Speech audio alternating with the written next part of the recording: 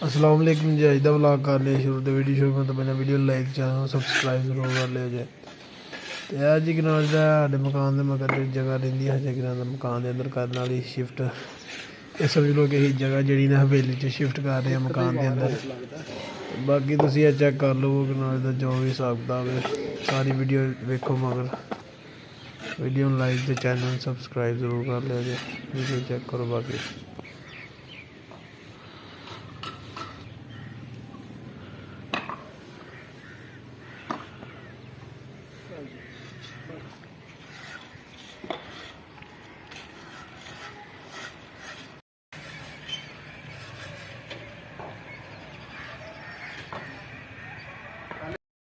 लो जी वो कंध मुकम्मल हो गई। हूँ मिस्त्री साहब उरली कंध लग गए चेक करो चगाट खिला रही है।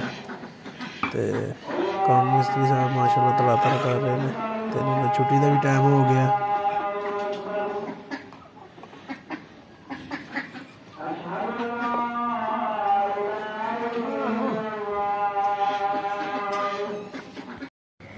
अस्सलाम वालेकुम जी। अगले दिन किन्ना चेक कर सकते हो तुसी मिस्त्री साहब लगे ने। तो वीडियो वेखो तुसी अज दी भी।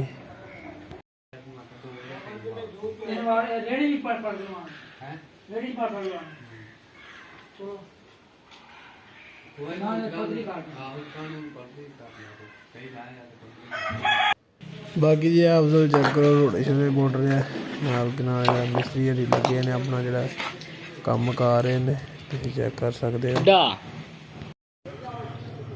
बाकी यह भी व्यू चेक कर लो इधरों साइड पौड़ियां लोते देखो मिस्त्री का पोली मैन जो शुक्रोशन लगे तड़ातर कम कर रहे हैं। अफजल चेक करो डंगर बन रहे पट्ठे भी टाइम हो गया। बाकी वेख लो छत सारा हवेली जी। लो जी पानी ला रहे हैं इस टाइम। बाकी वो चेक कर सकते हो तुम पानी ला के। तो हूँ को आ जाता मिस्त्री थोड़ी देर तक। तो फिर जरा ना कम अगों स्टार्ट होने लगा।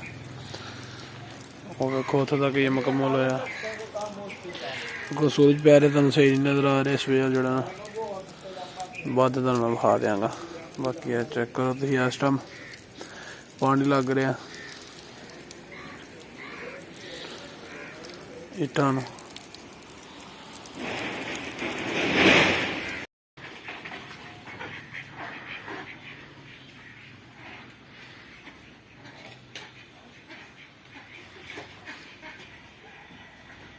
ए जी उत्ते डैम भरया जान लगा चगाट जी दवार है उत्ते उत्ते चेक करो तुम मिस्त्री साहब डैम भर रहे हैं।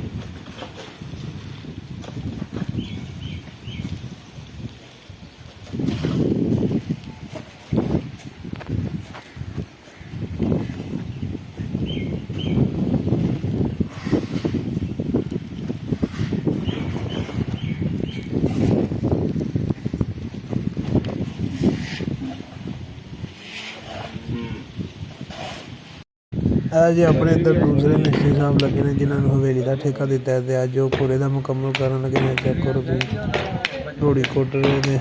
तो अज इन्हें खुरा बनाना जिते पानी वाली होती है हवेली माल डंगर वास्ते। लो जी मिस्त्री साहब के मैं नेर पाई आ रहे हैं खोली चेक करो प्लस्तर कर रहे हैं तुम देखो। तो इधर अपने मिस्त्री मुदस्सिर साहब ना जगह लैवल कर रहे हैं। उन्होंने भाई रोड़ी कुट रहे हैं। पूरी नस्ल माल पाना मिस्त्री ए जी ठीए लग रहे हैं मसन लग चुके हैं अद्धे तो अद्धे रह गए इधर वाली साइड के।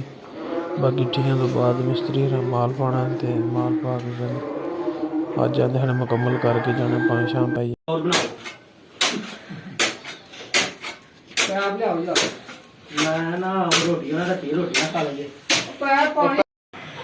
लो जी अब बिल्कुल कंप्लीट हो गया चेक करो माशाल्लाह। बाकी तुहानू इहदी मैं डिटेल सुबह दे देंगा सारी जो काम ये हो गया। तो 3-4 दिन तो मैं फिर नहीं वीडियो बना सकिया।